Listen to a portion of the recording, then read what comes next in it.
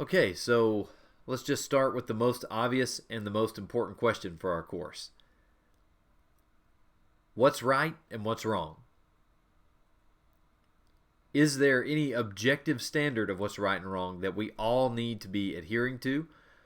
Or is right and wrong more of like a subjective thing to where, you know, the truth of morality for me might be something different than the truth of morality for you, and that's okay?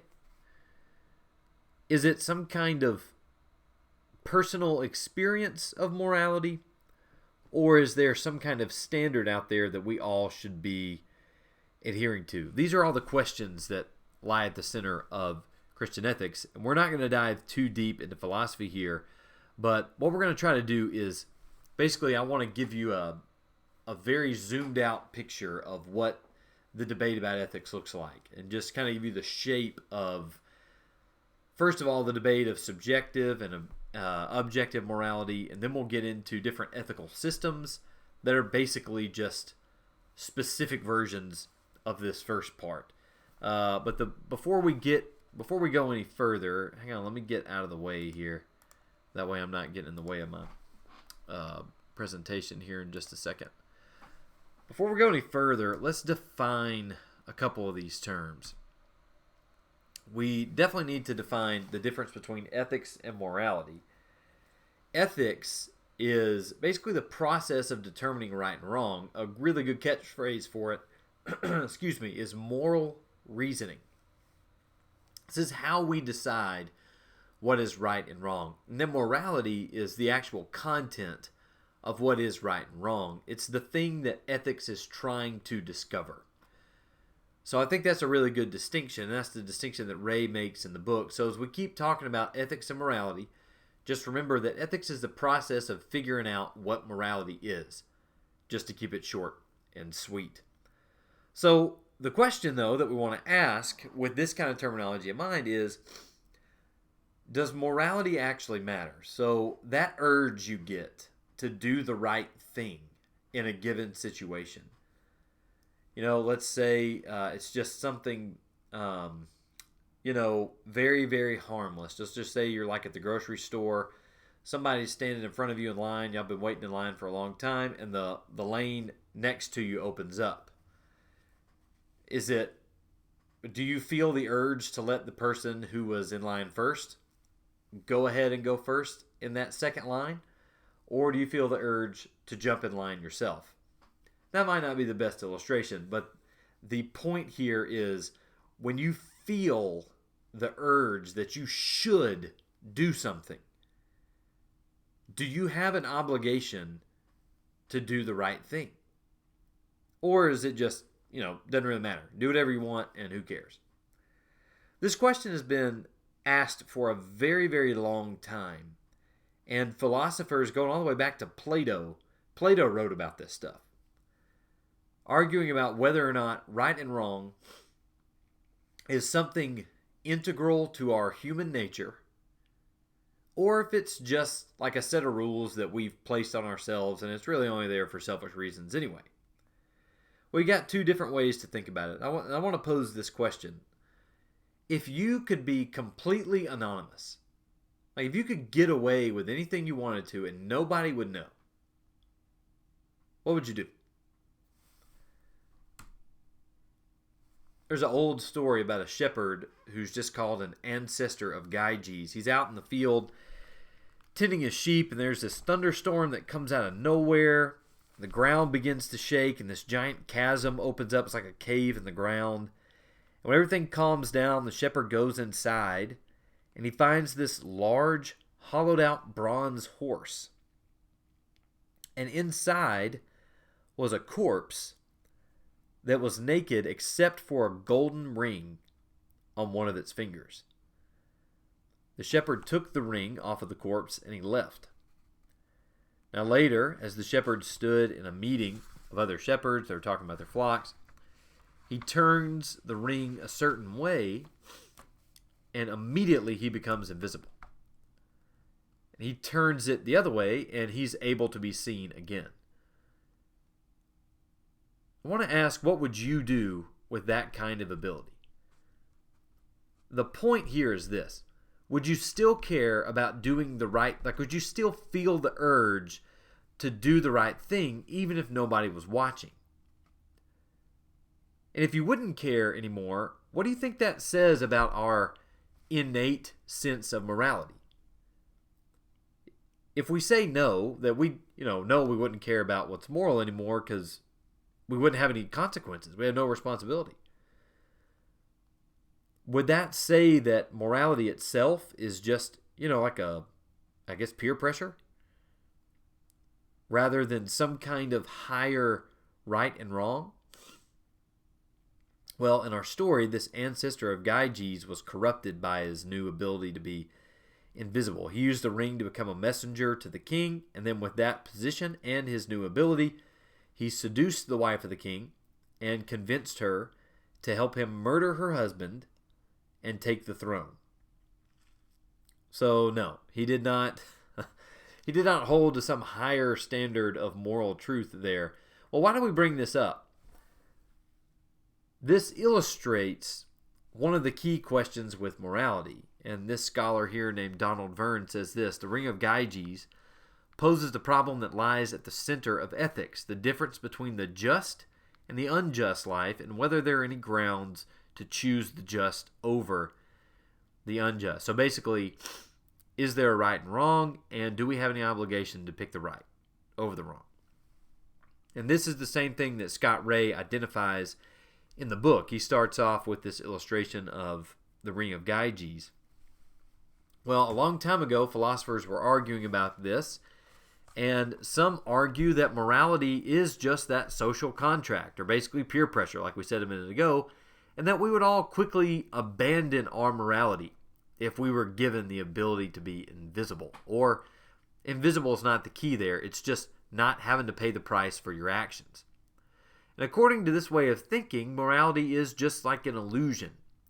There is no real right or wrong, and questions of morality are largely a waste of time. And some very cynical views of this argue that morality is just something that benefits the people who make the rules. And this social contract is very far from visions of, a grand higher truth. It's just a tool that's used to manipulate people without power to keep them in their disenfranchised state. The argument is that people hold to morality because we're just too weak to reject the illusion of morality. So basically, we just can't handle a life with no morality. We don't like the thought. We want to think of ourselves as good people, even though there's really no such thing.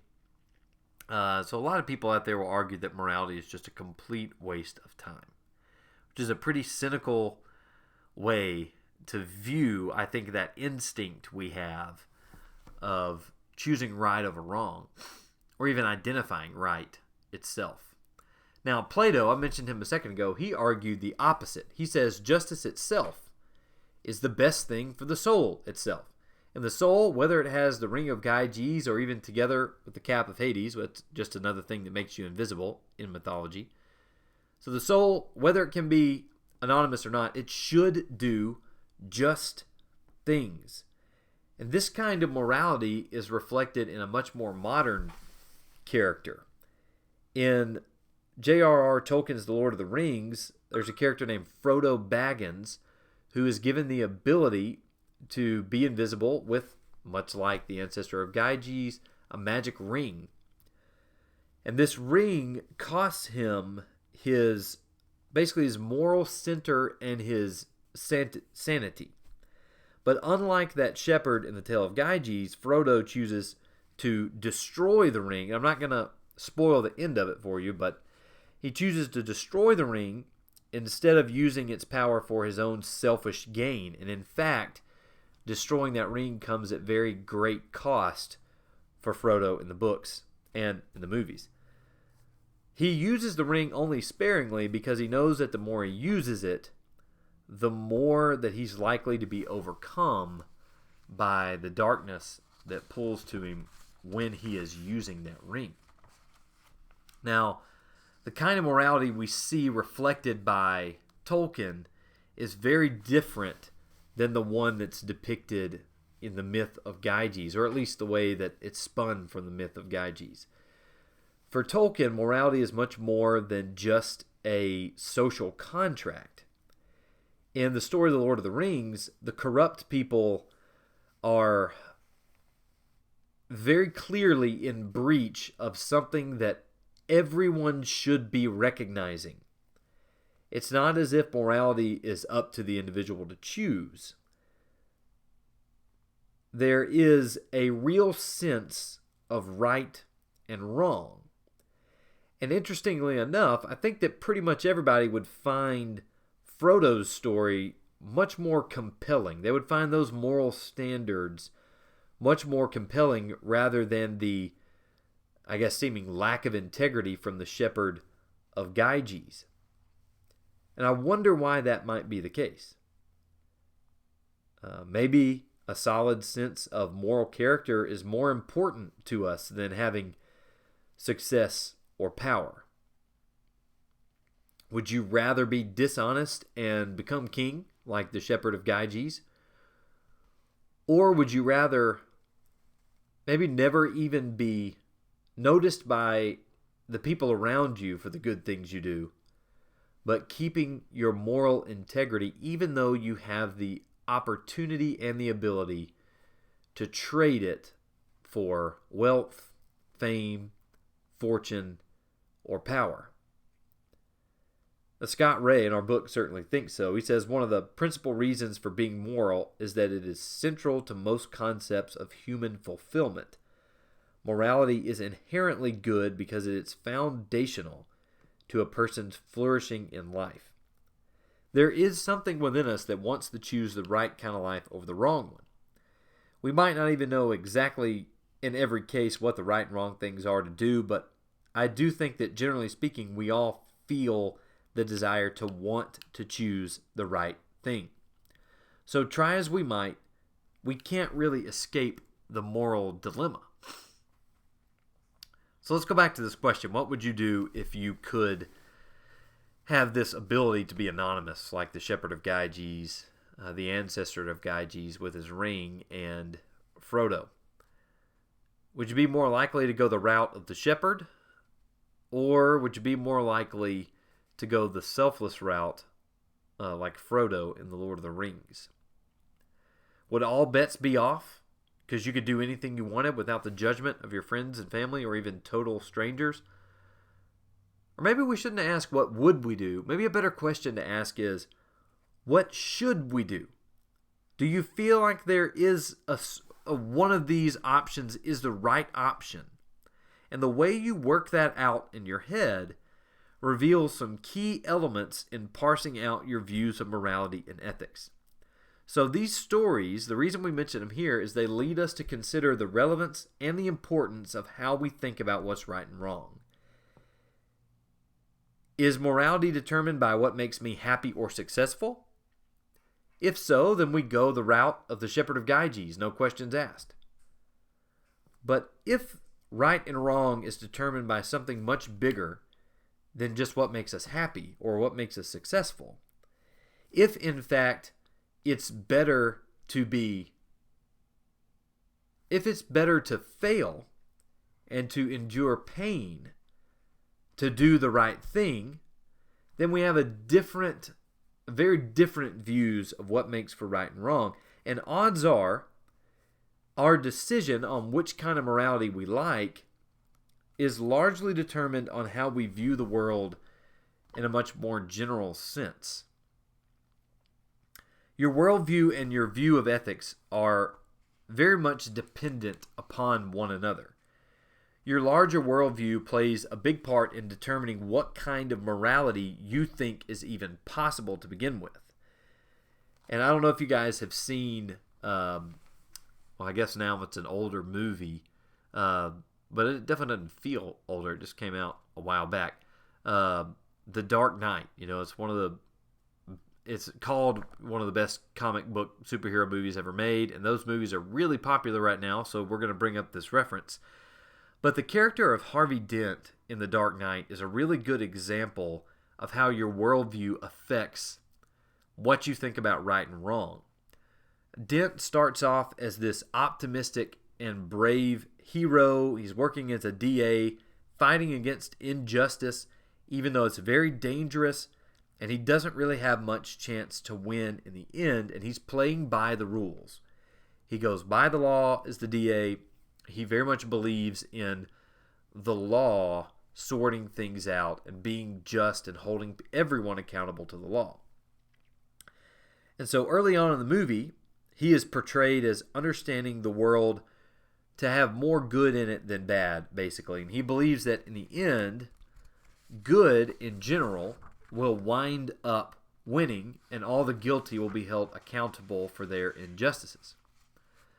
But this changes for that character in the movie when his fiancée is murdered by like the big villain of the movie.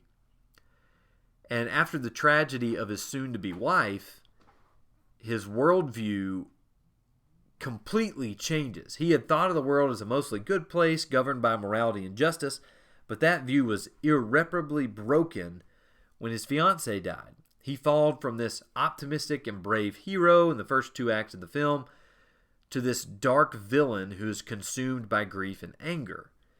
He doesn't just wake up evil halfway through the movie. And if you haven't seen the movie, that picture, you can't see my cursor here, but this picture on the top right is a picture of the character after his fiancée has been killed. Basically, half his face was burnt by, the situation the villain had put him in. We won't dive too much into that here, but as you can tell, he has a turn for the worse halfway through the movie, and he doesn't just wake up as a bad guy because the story needs a bad guy. It's his view of morality changes because his mind about the nature of the world changes to begin with. And near the end of the movie, he gives you this quote here that we have on the slide. He says, "The world is cruel, and the only morality in a cruel world is chance, unbiased, unprejudiced, and fair." Now, notice how his view of morality is fundamentally altered because his view of the world changes. So, in short, your view of the world plays a large part in determining your view of morality. In the book, Ray argues that moral questions are at the core of life's most vital issues. So how does that work? Well, I think there's 3 major components, and Ray brings these up. There's 3 major components to your worldview to consider when you start thinking about morality. So as you ask yourself this question, what is my worldview? Like, what do I generally think about how the world works and humanity's place in it? There's 3 big questions we have to ask to kind of locate our view of morality. And here they are. Those 3 questions are, what do I think about reality? What do I think about knowledge and truth? And what do I think about humanity? So reality, or metaphysics for a fancy term, if you got any philosophers out there, it just asks, or it deals with what exists in the world and outside of the physical world. And here's why this matters for Christian ethics. If you think that some kind of higher moral power exists, if you think that's reality, then obviously your views of morals are going to take that into account. So if you think, for example, that there is a God, if you think that there is a God and that he is good, and that is the nature of the reality that we live in, then obviously your view of morality is going to match your view of a good God. So there's another standard out there of right and wrong. Now this next question is pretty similar in some ways. It just asks, how do we know what we know? How do we find truth? For example, if you're more of a relativist here, you might say that we can't really know anything for certain because truth is subjective. You know, truth is basically your experience of reality. It's not reality itself, it's how you experience it. So truth then is subjective to each and every person. So we can get away with saying, I'm going to live my truth, you live yours. You know, I'll live, if I think this is right and wrong, that's how I'll live. If you think something else is right and wrong, you live, that's fine. Like, you live your truth and I'll live mine. So it's all about this question is all about how we arrive at what truth actually is. The opposite of that would be the idea of objective truth, of no, well, we might experience truth differently, but that doesn't change the definition of truth itself. We won't go too much further into that. But the last question that we ask with the worldview is, what about humanity? What are people doing here? Do we have any kind of purpose? What is it that makes a person a person? Are we just a collection of atoms and the result of some natural process? Or do we actually have a soul that lingers when the body dies? Now, if you're a naturalist, people are nothing more than just a collection of biological parts. And so there's really no such thing as, like the sanctity of life or things like that. And so a lot of current issues are deeply affected by that. On the other side of things, if you view humanity as a divine creation of a divine creator, like Christianity does, then your view of human life is much different. You view humans as created in the image of God, although, well, we'll talk more about this later, but although what you see in the fall after the creation subjects the world to sin and death, but if we think that people are generally good, that shapes the way we view morality. If we think they're generally bad, it does as well. A lot of questions here tied up in our worldview and how that affects the way that we view the difference between right and wrong. So a few things to consider, and we'll just review here for the exam. Some questions you need to think through if you want to do well on the exam. Does morality matter? Or why or why not? And we've just introduced it here. We're going to explain a lot more in these next few lectures here. But does it matter to begin with? Why or why not? And then what's the difference between morality and ethics? That's a pretty simple definition we saw at the beginning. And then finally, how are metaphysics, epistemology, and anthropology, or what are these things, and how are they relevant to ethics? Remember from the last slide, I just used the fancy terms on the next slide. We're talking about reality, knowledge and truth, and humanity. What are these things, and how are they relevant to ethics? That's going to wrap up our first lecture where we just address the moral dilemma. And in the next one, we're going to discuss a few ethical systems. We're going to kind of just locate several of these according to some broader categories. But the main question we're going to be addressing here is there some kind of objective standard of morality, or is it really subjective? Is it just my experience of truth and your experience of truth, or is there something greater that we both need to agree on? We'll cover that in the next video. Thank you guys for your attention here.